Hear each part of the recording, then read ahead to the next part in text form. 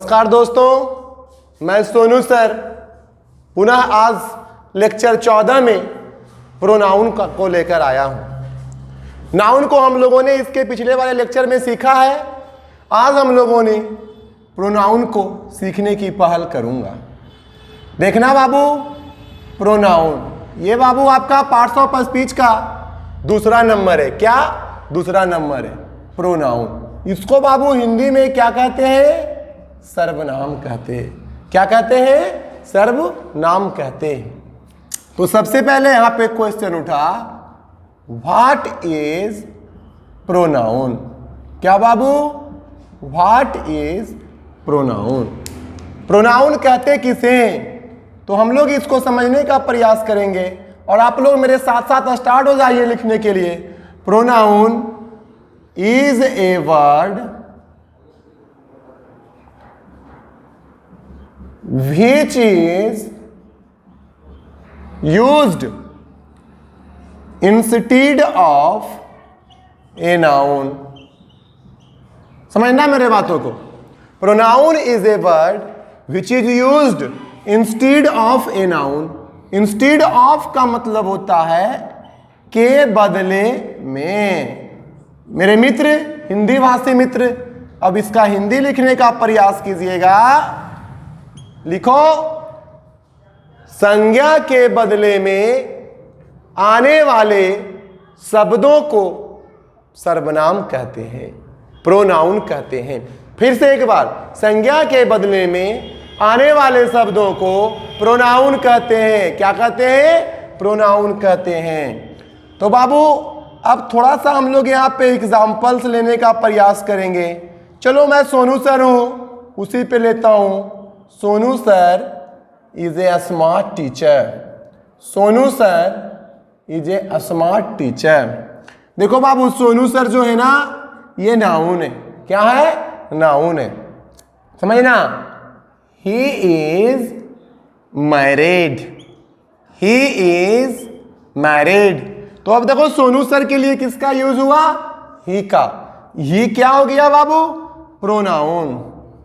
He is an English teacher। क्या छोटू? he is an English teacher। तो फिर देखो यहां ही क्या हो गया? प्रोनाउन। किसके लिए आ रहा है? सोनू सर के लिए आ रहा। और नाउन के बदले में आने वाले जो भी होते हैं ना शब्द, उसे हम लोग क्या कहते हैं? प्रोनाउन कहते हैं। यहां समझना। अब यही लिखो, his wife's name is Anushka. मतलब सोनू सर की पत्नी का नाम क्या है बाबू? अनुष्का है। ध्यान देना। She is a housewife. She is a housewife. मतलब कि वो जो अनुष्का है ना, अनुष्का भी देखो नाउन हुआ, और नाउन के लिए क्या आ गया? सी। ये आपका क्या हो गया? प्रोनाउन हुआ। चलो बाबू, क्लिक करो, इतना सबको क्लिक कीजिए जल्दी जल्दी। आगे मैं बढ़ूंगा।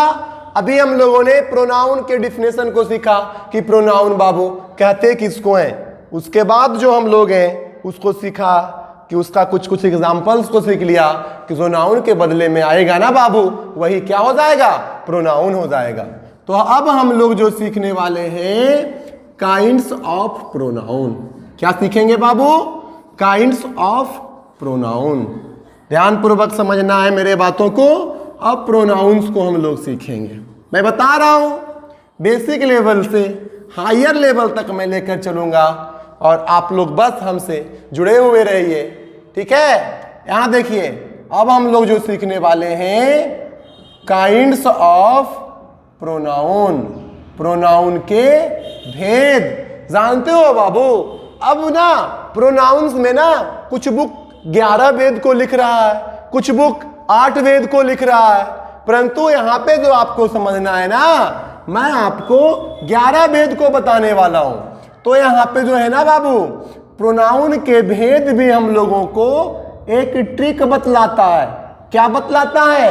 एक ट्रिक के माध्यम से हम सब प्रोनाउन के भेद को सीखने वाले हैं। इसका भी जो ट्रिक है ना बाबू वो है, वो भी देखो ना आप लोगों को पढ़ने की शिक्षा दे रहा है। क्या दे रहा है? पढ़ने की शिक्षा दे रहा है। ठीक है, देखो ना वो भी कह रहा है ना छोटू आप लोगों को, पढ़ रे। ठीक है, अब देखो दो है इधर, एक दो इधर भी एक दो, और बीच में है आर। कहता है ना दो पी डी और ई आई आर के दो दो क्या है बाबू? बॉडी गार्ड है। इसका भी दो, इसका भी दो, इसका भी दो, परंतु आर का क्या होगा? 3। यहां से हम लोग समझेंगे पी से 2 कौन कौन से होंगे। एक होगा ना बाबू पर्सनल, एक होगा पोसेसिव। चलिए पी से हो गया ना, डी से देखना, डी से भी क्या होंगे बाबू? 2। एक होगा डिमोन्स्ट्रेटिव, क्या होगा? डिमोन्स्ट्रेटिव। एक क्या होगा? डिस्ट्रीब्यूटिव, क्या होगा बाबू? अब आइए आर से कितने होंगे? 3 होंगे।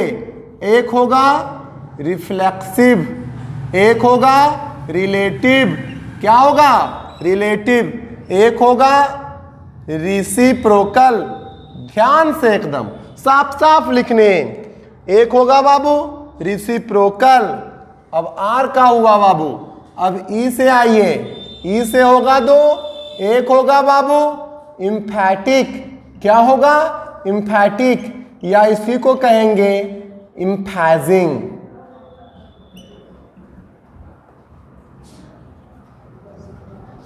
इम्फैजिंग, ऐसे लिखो इम्फैजिंग।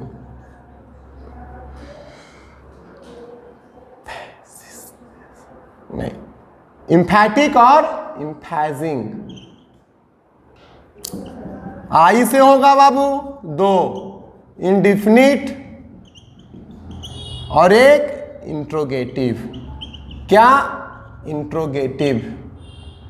तो ये जो आपके हुए ना 11, देखो 1 2 3 4 5 6 7 8 9 10 11। क्लिक करो बाबू, यही ये सबों को, यही 11 क्या होता है?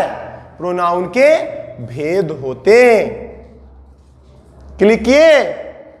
अब जो आप लोग सब इसका हिंदी लिखना चाहते हो, आप लोग अब बारी बारी से क्या करोगे? पहला नंबर देकर क्या लिखोगे? Personal pronoun. क्या? Personal pronoun. इस प्रकार से। और इसका हिंदी थोड़ा सा लिखिएगा। इसका हिंदी होगा ना बाबू पुरुषवाचक सर्वनाम। क्या होगा? पुरुषवाचक सर्वनाम। पर्सनल प्रोनाउन का लिख दिया। फिर नंबर 2 करना, करो सब लोग। नंबर 2 पोसेसिव प्रोनाउन लिखो। पोसेसिव प्रोनाउन, पोसेसिव प्रोनाउन का होगा ना हिंदी बाबू अधिकारवाचक सर्वनाम। क्या होगा? अधिकारवाचक सर्वनाम। 3 नंबर दो डिमोन्स्ट्रेटिव प्रोनाउन। डिमोन्स्ट्रेटिव प्रोनाउन का लिखो संकेतवाचक सर्वनाम। लिखो बाबू, क्या? डिमोन्स्ट्रेटिव प्रोनाउन का संकेतवाचक सर्वनाम। डिस्ट्रीब्यूटिव प्रोनाउन, इसका लिखो बाबू व्यष्टिवाचक सर्वनाम। क्या? व्यष्टिवाचक सर्वनाम। क्या? व्यष्टिवाचक सर्वनाम। रिफ्लेक्सिव प्रोनाउन लिखो निजवाचक सर्वनाम।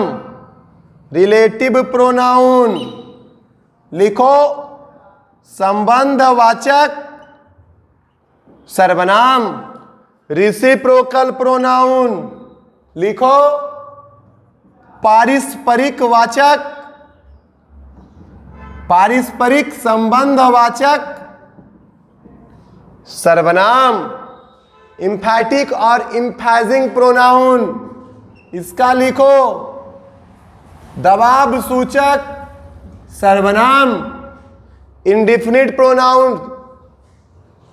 अच्छा, ई से एक छूट गया जी, 8 9 नहीं, 9 ये नहीं बाबू, ये जो है ना एक होता है ना एक्सक्लामेटरी, एक्सक्लामेटरी प्रोनाउन, ये आपका 9वां नंबर होगा। ठीक है, 9वां नंबर दो, एक्सक्लामेटरी प्रोनाउन, विस्मयादिबोधक वाचक सर्वनाम। कौन है सर? विस्मयादिबोधक कैसे होगा? ऐसे लिखो, विस्मयादिबोधक वाचक सर्वनाम, इंडिफिनिट प्रोनाउन। 10वां नंबर, अनिश्चयवाचक सर्वनाम और इंट्रोगेटिव प्रोनाउन, इसका मतलब लिखना प्रश्नवाचक सर्वनाम। इस प्रकार से हम लोगों ने इसकी पढ़ रे नामक ट्रिक से ना बाबू काइंड्स ऑफ प्रोनाउन को सीखा और जाना। चलो, जो क्लिक करना चाहते हैं ना इसका स्क्रीनशॉट ले लीजिए, फिर हम बारी बारी से आप लोगों को बतलाने का प्रयास जो करेंगे वो एक एक करके ना सारे वेद को बतलाने का प्रयास करेंगे। ठीक है, छोटा छोटा वीडियो के माध्यम से हम लोग पढ़ने का प्रयास करेंगे। तो इस वीडियो में सिर्फ प्रोनाउन और प्रोनाउन के भेद। धन्यवाद।